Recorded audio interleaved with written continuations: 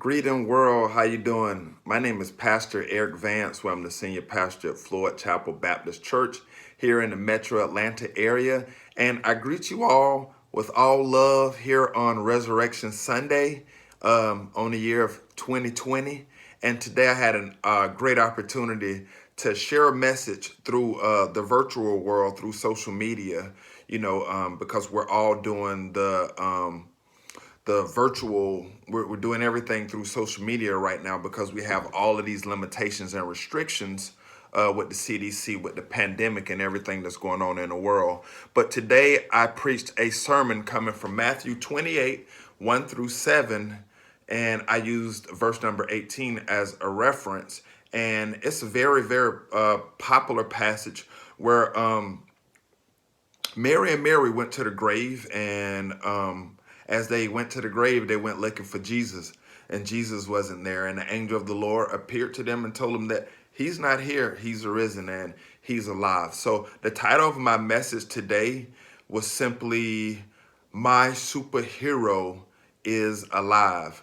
My superhero is alive. So I start off in my intro talking about as a child, we all have like this one superhero that you kind of like fall in love with.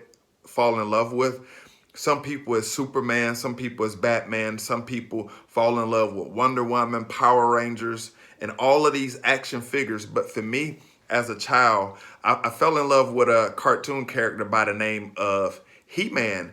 And He-Man had some friends. They were called the Masters of the Universe.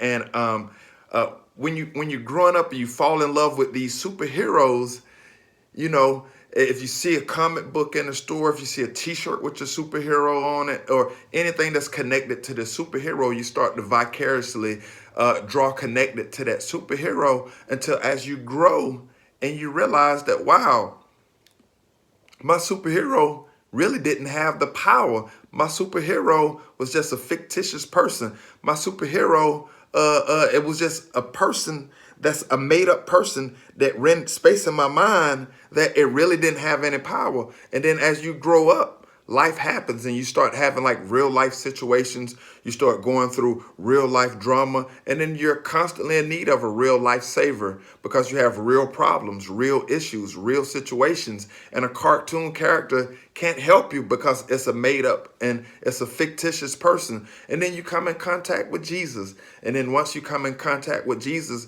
Jesus is able to help you. Jesus is able to walk with you. Jesus is able to carry you through those most difficult times in your life. And my first point in my sermon was simply that there's purpose in your tomb. If you never been through a tomb experience before in life, just keep on living. You'll have a tomb experience. And whenever you're going through your tomb experience, it doesn't feel well when people are persecuting you, people trying to drag your name through the dirt, people trying to bring harm to your character and everything that you stand for. And it seems like you're being crucified. And not only are you crucified, but it feels like life is burying you. It feels like life is carrying you to the tomb.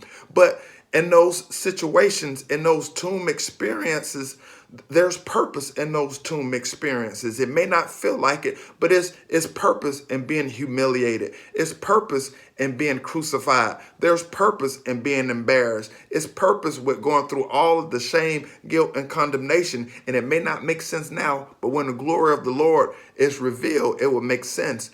And my second point was, Jesus is my hero because he rose. Jesus is my hero because he rose. Man, Jesus is just so powerful because when he died on the cross at Calvary, he arose with the power that allow us to raise up out of our situations. It allow us to raise out our pain, to raise up out of our depression.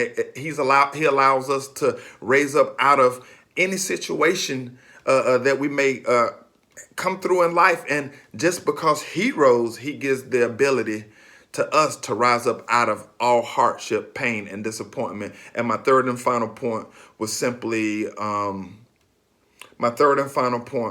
that I'm coming out of this alive. So if you're in a tomb experience right now, be encouraged because you're coming out of this alive. You have to make up in your mind today that no matter the crisis, no matter the situation, no matter what you're going through, that you're coming out of this situation alive.